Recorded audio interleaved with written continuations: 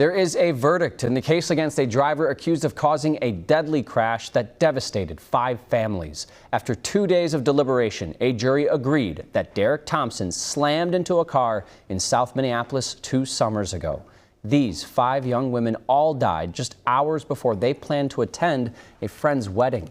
New at 6, WCCO's Adam Duxter talked to a juror about their decision. Adam. Yeah, Jeff, but first, you say it really had taken 2 days for that jury to deliberate. Those victims' families say they were so nervous last night they had a hard time even going to bed. And today, they are not the only ones relieved. There was about 150 people, not only in the main courtroom, but in an overflow courtroom, packed in to hear these verdicts read. And those guilty verdicts came over a chorus of tears and hugs inside the courtroom of everyone that was impacted in this community here in the Twin Cities.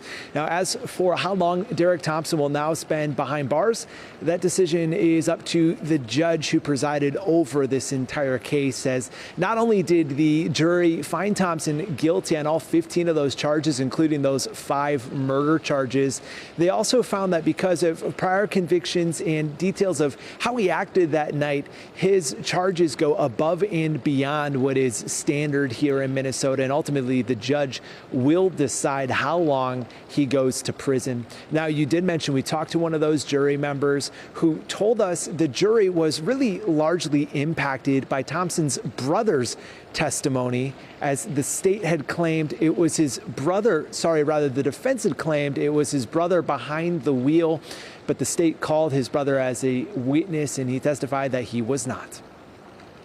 We actually looked at some stuff with the car. You know, he's a tall guy, 6'5", 6'6", whatever he was.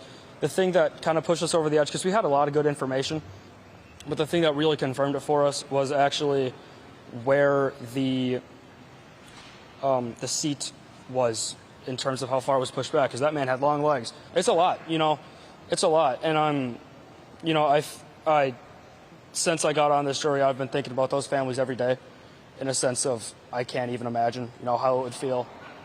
No parent should ever have to bury their child. Their absence has changed the course of all of our lives.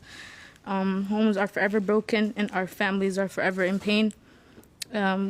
We believe justice will not be fully complete without the maximum sentence. Anything less would fail to reflect the magnitude of what was taken from us. And Jeff Thompson's sentencing is already scheduled for next month on July 24th. In the meantime, he will remain behind bars. He's already been convicted on federal charges that are related to this same incident. Okay. Thank you for all those updates today, Adam.